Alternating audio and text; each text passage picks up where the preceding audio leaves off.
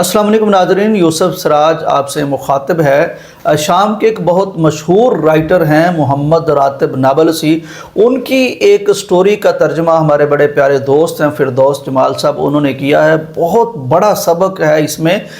ये मोहम्मद रातिब नाबलसी लिखते हैं कि ये कहानी मुझे वाक़या एक डॉक्टर ने सुनाया, बहुत सीनियर डॉक्टर था। अपने दौरे तालिब इल्मी का ये वाक़या उन्होंने बताया। कहते हैं कि उस दौर की बात है जब गाड़ियाँ बड़ी कम थीं, टैक्सी तक मिलना बड़ा दुश्वार होता था। तो एक दिन मैं बड़ी तवील दौरानिए से किसी गाड़ी का इंतज़ार कर रहा था, टैक्सी का इंतज़ार कर रहा था, मुझे कहीं पहुंचना था। खैर खुदा करके एक टैक्सी आई तो मैं उसकी फ़्रंट सीट पर बैठ गया। इससे पहले कि गाड़ी चलती, एक कीना सिफत और बदमाश टाइप आदमी हट्टा कट्टा आया। उसने आते ही ना मुझसे कलाम किया ना बात की, मुझे गिरबान से पकड़ा, बाजू से पकड़ा और खींच के मुझे गाड़ी से बाहर फेंक दिया और ख़ुद फ्रंट सीट पर बैठ गया और गाड़ी ज़ाहिर है चल पड़ी। कहते हैं कि मुझे शदीद इहानत और बेइज्जती और कोफ्त होती रही कि ये कैसा अजीबो गरीब शख्स था जिसने मुझसे बात तक करना गवारा ना की। या बंदा रिक्वेस्ट कर लेता है, बात कर लेता है अगर किसी को अर्जेंट मामला हो तो। खैर मैं खड़ा रहा और फिर बड़ी देर मुझे खड़ा रहना पड़ा, यहाँ तक कि 2 घंटे गुजर गए।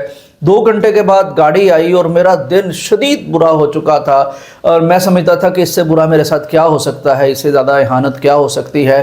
खैर जब दूसरी गाड़ी आई तो मैं उसमें बैठा। 20-25 मिनट अभी गाड़ी चली होगी तो मैं सामने का एक मंजर देख के, इबरतनाक मंजर देख के दंग रह गया।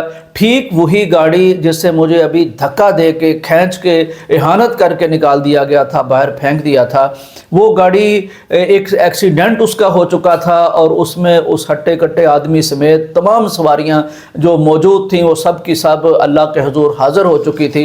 तो इस शदीद किस्म के एक्सीडेंट को देखते हुए और उन तमाम लोगों को देखते हुए जिन्हें कुछ देर पहले मैंने ज़िंदा सलामत देखा था और अब वो मैयतें बन चुके थे, और वो शख्स जो इंतहाई शफ़ाक और ज़ालिम बन के मुझ पर टूटा था, उसकी भी डेड बॉडी को जब मैंने देखा तो मैं दंग रह गया और मैंने अल्लाह तबारक व तआला का शुक्र अदा किया। और मुझे उस वक्त अंदाज़ा हुआ कि कुछ मुसीबतें और कुछ मुशक्क़तें भी हमारे लिए बवातन इतनी रहमत लेकर आती हैं कि हम अल्लाह का शुक्र अदा नहीं कर सकते।